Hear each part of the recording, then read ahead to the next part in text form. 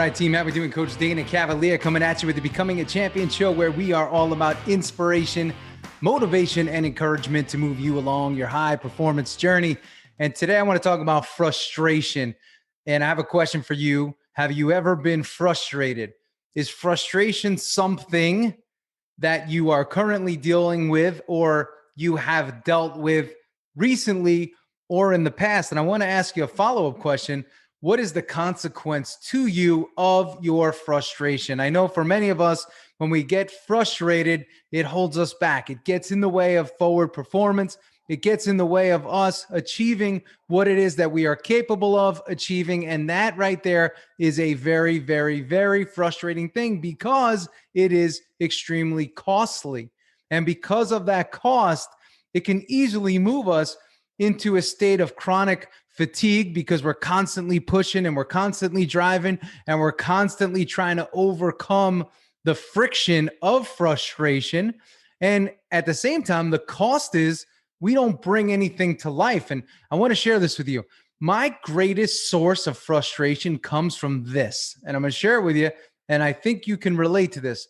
When I try to do too many things at once, push too many initiatives forward at once, that is the greatest source of frustration to me and for me, because I can't bring anything to life. And when I can't bring anything to life as a creator, as a coach, as somebody that's constantly working to develop teaching and teachings and concepts to move you forward, it's very frustrating for me. So the question that I have for you is, what is that thing that holds you back, that is high frustration for you, that gets in your way, that is a major, major performance inhibitor for you? And because I'm here to coach you and not preach to you, I want you to write that thing down.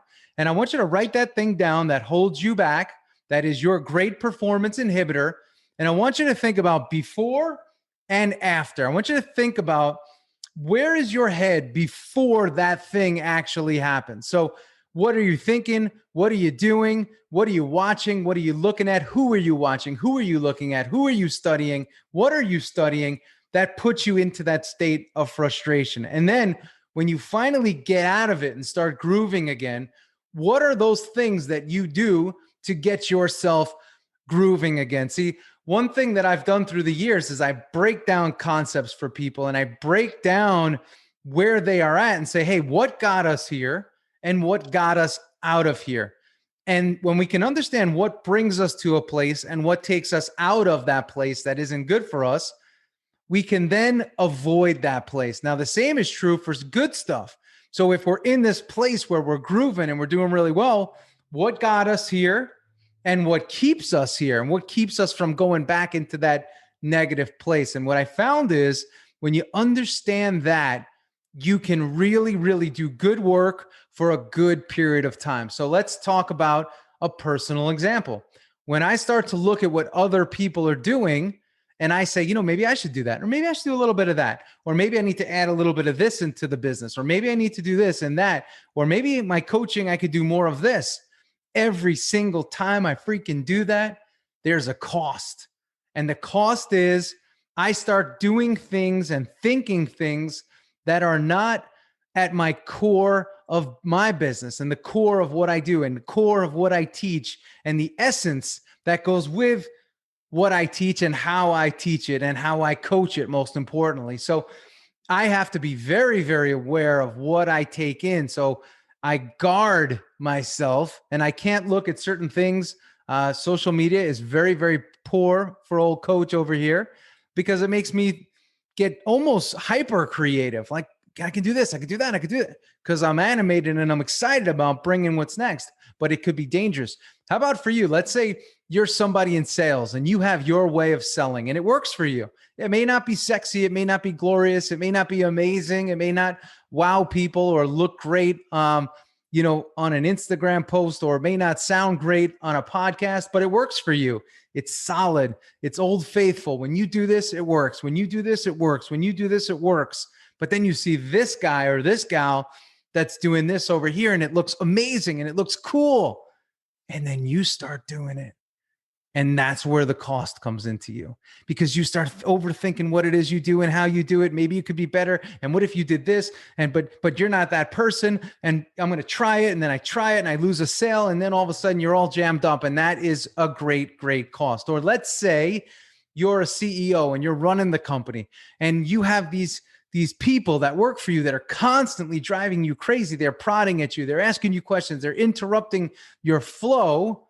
And because of that constant interruption and that over management that they are desiring or needing, you're constantly getting distracted and it's taking you off task. That leads you to a state of frustration and it leads you into a negative place and your own negative spiral. And then all of a sudden your wife is asking you for this or your husband's asking you for that, and you don't have the energy or the bandwidth to give. And then you're frustrated again. And then you put your hands up in the air and you say, screw it. Ba, ba, ba, ba, ba, ba, ba, ba, ba. But we all have this. We all have these things that get us to that point of frustration, sometimes max frustration. And there is a huge, huge cost. So we got to understand what takes us there, what takes us out of it. When we're in flow, what takes us there, what keeps us there. And when we get that locked down, we can do very, very well. So I want you to make these lessons. I want you to take something from them. I want you to write down your process today. What typically takes me to a point of frustration? And what do I do to get out of it? What typically takes me to a point of flow? What do I think? What do I do? What are my daily rituals and plans, routines? And then what keeps me there? And when you know that, you'll know how to get yourself to your optimal position, to your optimal place, to your optimal performance level. You'll know how to get there. You'll know how to stay there. You'll know what takes you from there. And that is very, very important to know, because this is what most of us don't think about, right? We think we have to read the next management book, the next leadership book, but what we actually need to do is study our own lives and say, what got me here? What keeps me here? And it always comes back to you. It always comes back to often how you think, what you do. And I share this champions formula, and we're going to go over this in depth in another episode, but it's how you think plus how you feel plus what you do will always yield a result. The question is the result positive or is the result negative? How you think plus how you feel plus what you do. How you think plus how you feel plus what you do. How you think plus how you feel plus what you do gets you a result. If your result is not what you want, you either have to change how you think, how you feel, or what you do. 2 of the 3, 1 of the 3, or 3 of the 3. How I think plus how I feel plus what I do will get you the result that you want. If your result is suboptimal, it's not what you want, you got to change one of those variables. Change them up, and all of a sudden things will start to change. That's how it works.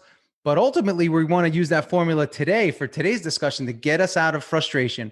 What takes us to frustration, what gets us out of it, what takes us to flow, what keeps us in flow, and how do we continue to feel, think, and be optimal. That's what today is all about. So you got to know how you get to these places. We don't just wake up one day and say, I feel great today, and another day say, I feel like crap today, right? There's something that leads up to that. And we got to know what that something is. And when we feel great consistently, we have to know what that thing is, what those actions are, what those thoughts are, what those immersions are. And when we get that right, man, sky's the limit for everybody here. So I know you're all a bunch of champions, which means I can't take up a whole lot of your time today because you're busy. You're busy building, you're busy growing, you're busy doing something great. So I'm going to let you go now. So this is Coach Dana Cavalea. I hope you enjoyed today's lesson. And if you did, give us a like, give us a thumbs up. If you're on YouTube, leave us a comment. If you're on iTunes, comment, give us a nice review. Greatly appreciated. Help us build this team of champions, because when champions work together, great things happen. And we're building this community of champions together. And for those of you that are not on the daily blog that comes out every morning at 9 a.m., head on over to danacavalea.com. Check that out. 30, 60, 90 seconds of touch every single day to keep you moving along your high performance journey and keeping you at peak performance. This is Coach Dana Cavalea. I hope you enjoyed today's lesson. And if you did, give it a share. Thanks so much. And I will see you next week. See ya.